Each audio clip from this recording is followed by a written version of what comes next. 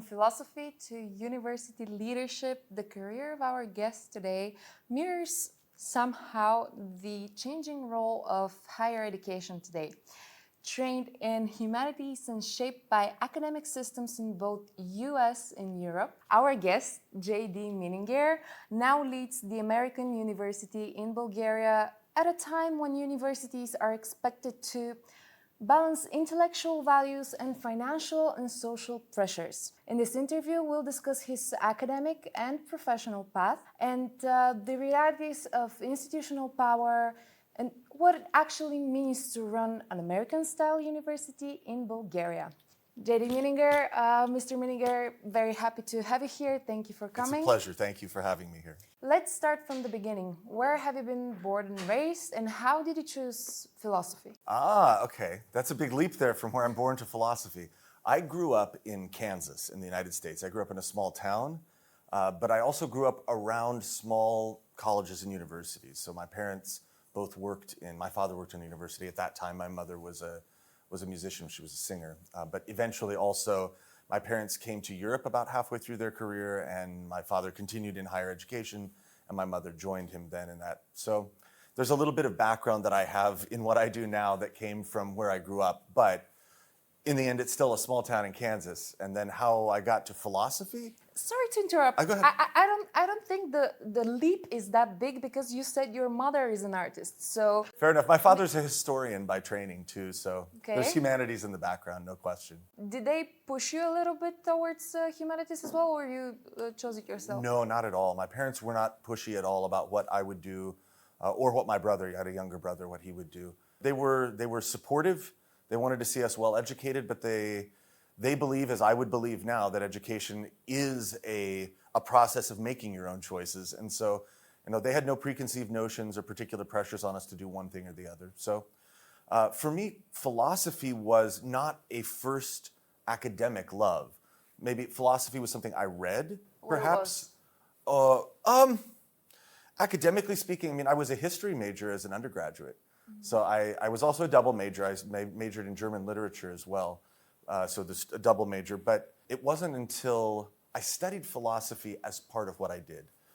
So as a liberal arts student, which is what our university is now, you take a lot of classes in a lot of areas. I had science classes, I had math classes, I had physics classes, along with courses in anthropology, psychology, and then areas of concentration. So history classes as an undergraduate, literature classes. Then as I got into graduate school, I felt myself much more drawn to the study of stories, something that I had been doing a lot of course, as an undergraduate. But as a graduate student, my PhD was in comparative literature from the University of Minnesota. And so the further and further along I got, I realized what was comparative in my education was that I was interested in the stories that taught us about ideas, right? So there was a kind of interrelation between those two.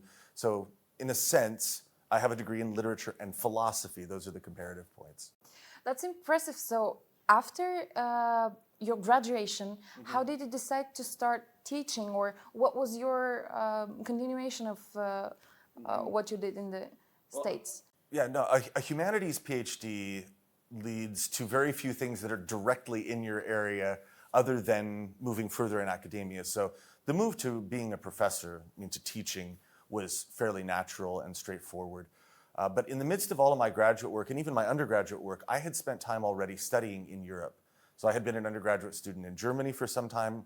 I had been, as a graduate student, several years in Germany, in Denmark, in France. And then after I left the University of Minnesota with my degree, I moved to Lithuania. So this sort of, if we can call this all one part of the world, which it both is and is not, I moved to Eastern Europe a long time ago. So I lived for 16 years in Lithuania, living and working there in academia prior to moving to Bulgaria 3.5 years ago. How can you conclude that this rich experience actually led you to leadership and made you want this? Well, for me, there's no dramatic story of applying for the big job or anything like that. It really was, I don't know if it was a natural course, but it was an organic course, let's say, in which, for the first 10 years of my career in Lithuania, I was a professor. I was teaching lots in various institutions and kind of making a career of the usual thing in which you teach, you publish, and you work, and eventually you sort of get pulled to the side by someone who says, you have a certain skill set, and perhaps you might consider giving leadership to this small thing or over here. And sort of one thing led to another, and eventually I was given an opportunity to step into an academic vice president's role at a small private liberal arts institution in Lithuania, not unlike AUBG, and was there for 6 years before AUBG knocked on the door and I had the chance to move here to Bulgaria. So looking at your professional trajectory, there were a lot of things that helped you being at this position right now, but was there something that misled you through the way? That you thought that you can do it, but it actually turned out the other way? I don't know if I would say that there are things that misled me, in which I felt like I had been duped or something like that. But there are certainly things that one finds surprising the further on you get into roles of leadership. And for me, one of those things, again, it was not a situation in which I had misapprehended something, but it was simply, I've come to realize the more and more one is in leadership positions, and I'm sure this is the case in a business or any other entity, it's not specific to universities, but you have more and more the privilege to see what more people do in your community and in your institution. Right? That's the great privilege of leadership. And instead of inhabiting a position that feels like it's one of great authority, what I feel like is that you are in a position of great responsibility, right? In which you're there to support an enormous group of other colleagues, and the ability to see how much they do and the responsibility of supporting them in what they do, that's to me both exciting, but something I never would have imagined, when I was just first starting out in a professor's career. I would love to talk about the responsibilities and everything that you feel about your position later, but I have to ask you, how did your journey in AUBG started? It started with AUBG doing a search for a new provost. Right, so when I entered AUBG, it was as the academic leader of the institution, the executive academic leader. And that was 3.5 years ago. And I think for AUBG, I simply had a fairly unique profile. I had American experience and European experience. I knew private education as well as the European public education sector. I had experience in, for whatever it's worth, let's call them post-communist societies. I think so much today is not about post-communism anymore, but a different era. But in any case, in a world in which transition has occurred over the last 35 to 40 years in very peculiar and specific, historically specific ways. So there's some things that I've been able to translate from Lithuania to Bulgaria, but I wouldn't pretend somehow that those are equivalent. But in any case, I started as the provost, and then the presidency is one that came over the course of this summer, in which that post opened and the board asked if I would take leadership at this point. So again, like I said earlier, it just kind of happened organically to me. Was there something that was difficult for you moving from a provost to a president, to an ultimate decision maker in an institution? Did you face some difficulties? It's a great question. I laugh only because it seems like every position has difficulties, right? And the way that I think about it is not that somehow a presidency then is ultimate authority. I know what you mean, and I understand that decisions need to end with someone in somewhere at an institution, and that is, of course, a president's office. But I think the move from a provost to a president is basically, or should ideally be, a continuation of the kind of leadership that you provide regardless, right? So that you step into a new role, and what changes is not how you comport yourself or the kind of decisions you make, but rather just that you now make them for a larger group of colleagues that you're there to support. So, like I said, when you step into these roles, you just see more and more of the elements of the large body to which you belong, and I try to be appreciative of all of that responsibility and take it on. So, for me, yes, if you're only working with academics, then you draw the lines, fences here. And as the president, it's simply that you need to take an even higher bird's eye view to see all of it. First, I'll ask you, how would you describe yourself as a president, as a person, of course, and then are presidents nowadays more of a teachers and professors, or more like CEOs of the institution? And how would you draw the line between these two? Okay, well, let me take your first question. Yeah, your first how question. Would you describe yourself? Yeah. As a Well, person. I really. hope I am described by my colleagues and peers as someone who is supportive, as somebody who is empathetic and who would listen first and decide later, let's say, or decide together, even. I would hope to be described as collaborative. Right? For me, the presidency is something that is connected to all of the other people that do work at the institution. And again, I don't see it as definitively hierarchical, even though, of course, again, there just at some point responsibility hits a level that has to end. But I think the idea of a president is to work together with other people as opposed to be a sole point of decision making. But then, as far as what the profile is, of a president, it's certainly a trend. Let's say in the U.S., and I'll come back to Europe in a second, but it's a trend in the U.S. to see presidents that are lawyers, that are from business, let's say that are kind of CEOs, or maybe literally have been CEOs in industry before. Of course, there are still those that have come up through the faculty and that find themselves in leadership. A good example, I'll take it from my own past here. One of my alma maters, is the University of Minnesota, where I got my PhD. They have a reasonably new president that stepped in, and she's from the medical school. And that to me is an interesting and more unusual choice from a different professional side of the institution. And that seems to me to be a good midway point between someone who's had an academic career and someone who does see a very professionalized, industry-based look at things. But in Europe, it is a much more traditional format for having an academic background. Somebody would need to double check me on this, but I think within our Bulgarian context, I think there are requirements for the rector or the president to have certain academic credentials.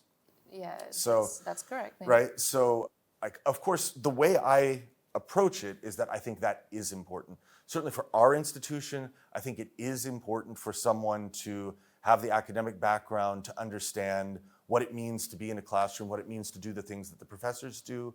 And at the same time, of course, you need to have some kind of business sense. And I don't mean business in the sense of seeking profit or something, but I mean, you have to have a head for what is efficient and what helps, make things possible for new projects, for moving forward and so forth.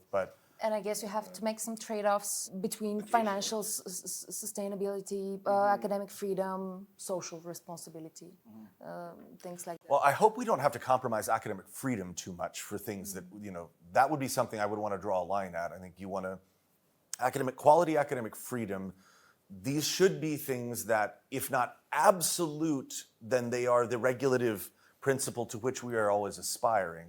So I would not wish to compromise that too much. But I get the spirit of your question, though, which is that at some point there are financial realities and you have to make choices about what that means. So, sometimes for us, for example, at AUBG, we have a high standard for keeping our class sizes small. It's a part of the kind of atmosphere that we want to create, the kind of mission we have as educators. And you can find yourself in situations where, okay, in order to make the bottom line work, do we need to add a couple more students beyond the cap that we would typically like? So look, these are small measure types of things. These aren't big picture collapses of our Do you integrity. consider this as a limit? Are there actually any limits with running an American-style university here in Southeastern Europe? For sure. Look, I think we have to think about ourselves. You used a nice word, though, American style. Yeah. Because we're a European institution in so many respects, and we're a Bulgarian institution in an absolute respect. So I think what we try to do is take some of the values from American systems. So we're a liberal arts and sciences place. So in other words, at an undergraduate level, we believe in a large general education format and the idea that some student outcomes, in particular, communication, collaboration, creativity, critical thinking, that these are things we really want to strongly instill in every student, regardless of what area they study in. That's one area that we sort of bring an American inflection to the education. I think the other one then is how we have set up our university as a residential campus. right? So that's one of those things that's awfully unique and specific to who we are. I mean, we do have a campus in Sofia as well, right? And that's where our executive education comes from. That's where our EMBA is taught, where we do like public leadership lectures and run certificates out of there.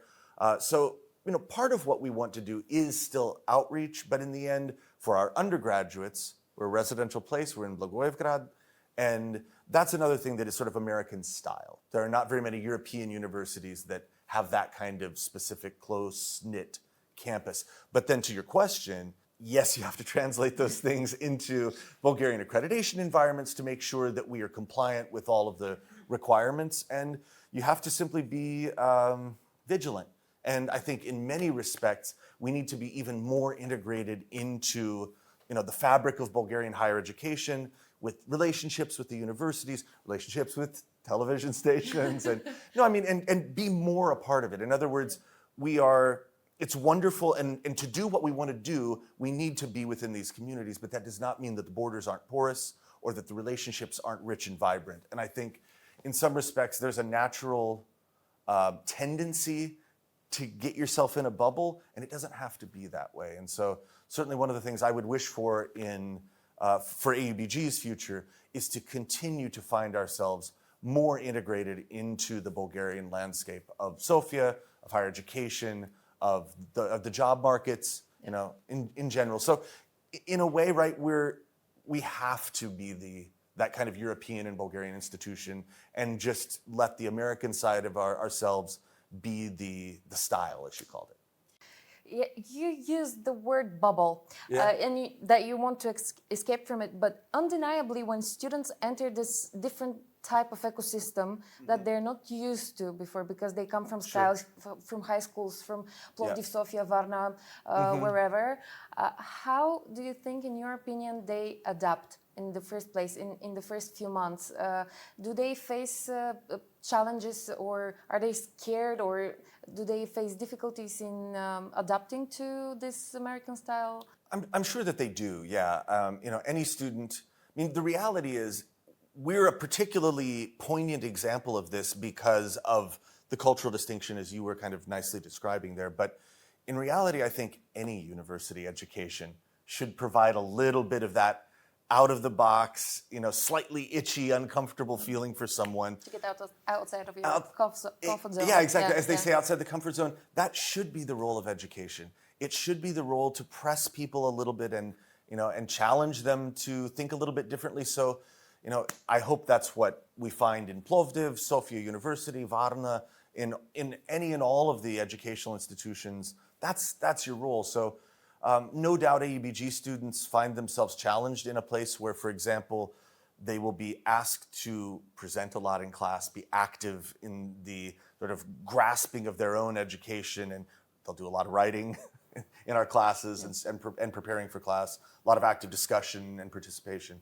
So yeah, that may be a bit of a shock at first if they're not prepared or used to that, but at the same time, I think this is what anybody should experience for a good education. Yeah. So, do you have any free time to get to know your students? Free time is something that for me currently is at a premium because of work, but I think it's not through free time that I would get to know students, but I do get to teach just a tiny bit, in the midst of everything else. Philosophy, I guess.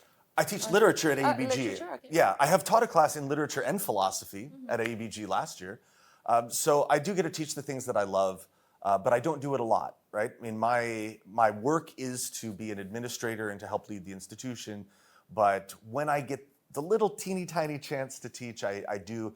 But it's those moments where you do want to get to know students. And it is through a classroom process that you get to know them. And if they come to your office hours to ask questions, or after class if they stay to ask a question, like those are the really rich, wonderful moments where you get to know someone's story and who they are, where they come from, what values they hold, why they hold them. And you discover some of that in a classroom, but some of what the educational experience ought to be about for the instructors as well as the students is, making sure that we are real people to one another.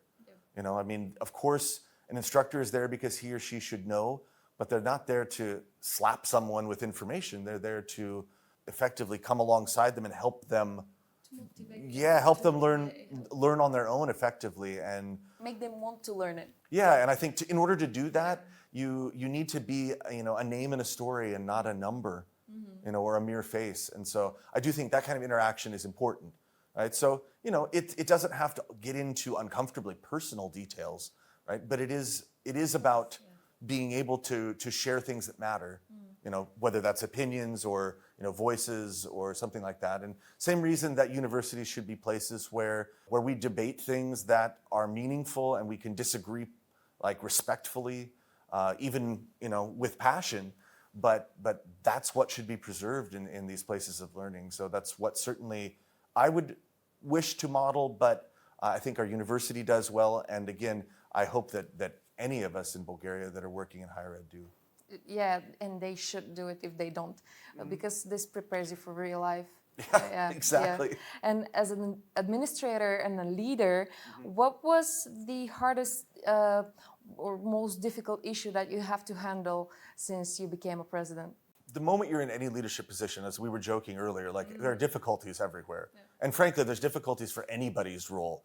Whether you are, working in customer service, or whether you are a leader of a larger group of people. For me, I think there has been, I would say this, just simply all of the things that go with a quick transition in leadership. These are the challenges that you're confronted with immediately. So it's how do we feel aligned and unified as a community around the same next steps when some were depending on this or expecting that, and now where do we go from there? So you meet with all of your various offices and departments, and you have to start asking them questions. How have things been going? I haven't been working with you until just now. So where are you headed? What's important to you? How can I help you get there? How can I help us get there? And just at times, the sheer volume of trying to achieve that can be difficult. But of course, you run into situations in which, well, this group was headed off in this direction, and now they found themselves in a cul-de-sac and they have to turn back around, and we all need to change gears. And how do we do that together without feeling like I've just imposed something on them or they've lost the thing that they were headed towards? I mean, I know I'm being abstract about it, but that's a lot of what I encountered. So I didn't encounter, great scandal or enormous trauma here or there, but you end up just working with the various people at your institution to try to figure out what comes next. So finding that initial alignment out of a situation that was sudden, that's probably for me the biggest challenge in moving into the presidency. I can really sense that your experience in philosophy is embedded in your approach in everything in life. And I have to ask you, do you still read philosophy or enjoy it in a personal way outside of your work and outside of everything you have to do in the university? Yeah, a little. I mean, in general, I don't read nearly as much as I would like to. Some of that is, you just getting older and working a lot and realizing that in the evening, sometimes cracking the pages of that book, you don't get very far. So you run into that for sure. But other times, it's that as I become more of an administrator, less of a professor, this just tips the scales in terms of what you do. I do get to teach a little bit. So I do get to, let's say, revisit philosophical concepts or ideas or books that are meaningful to me. Otherwise, when I do a little bit of reading, I find myself, I think, reading things that fit my own interests, which means that they probably have some philosophical weight. But I don't study philosophy in the way that I did as a student. I don't sit down with a gigantic book and say, page 1, and start slowly going through it. But where I get to teach it, I find myself revisiting big texts, the Platos, the Kierkegaards, the Hegels, the Heideggers, the Spinozas, the whatever. It's probably more that philosophy is often best practiced and enjoyed outside of academia. And it's oftentimes outside of books.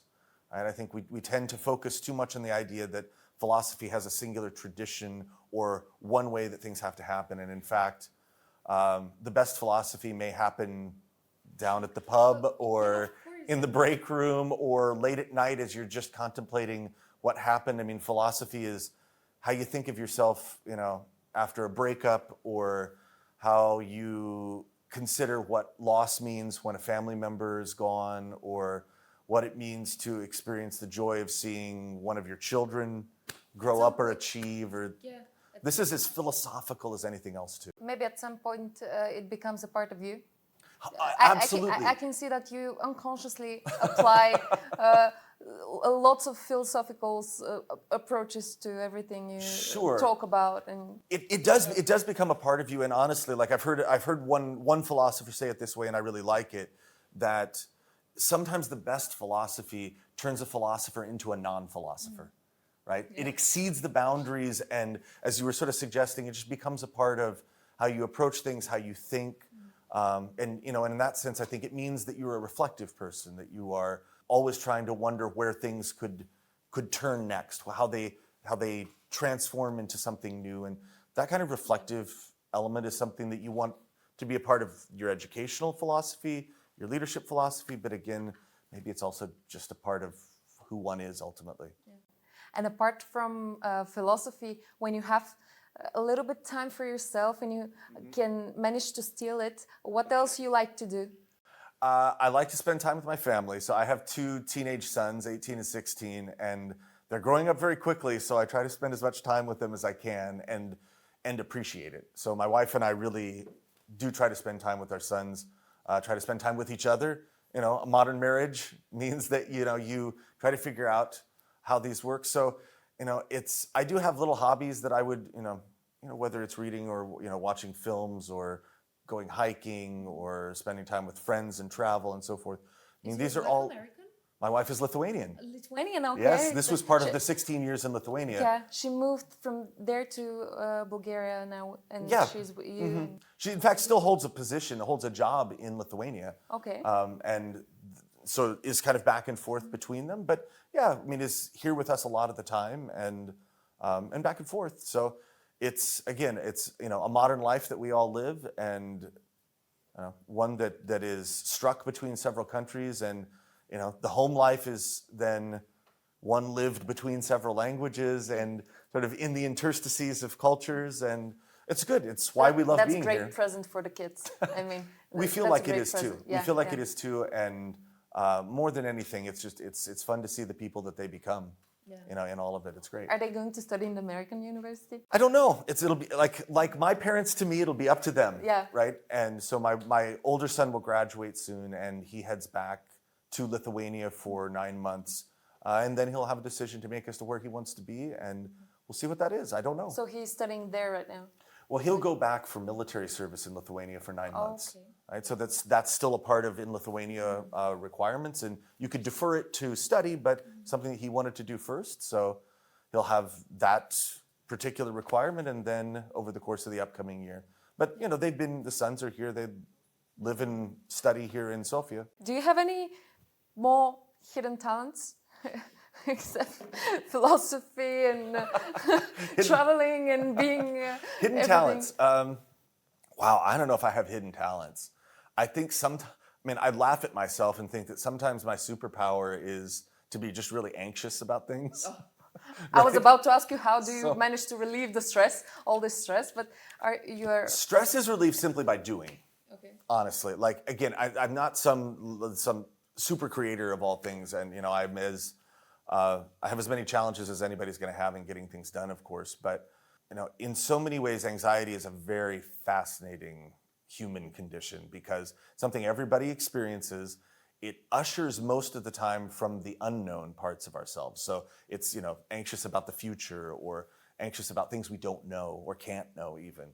And so that's something that can really be a problem. But it's also something that I'm anxious because I want others around me to succeed. I'm anxious because I want the university to succeed. I'm anxious because I want to see, the vision of the university realized, in new ways and expanded beyond its borders and so forth. But, the other thing about anxiety, though, is it's a good reminder that you are a self, that you're here, that you are aware of what's around you, and you're engaging. Again, so I try to take it as that. If it's otherwise, it can be crippling. And instead, you want to use it as a motivator. Yeah. So that's now. Yeah, that's certainly part of it. Yeah,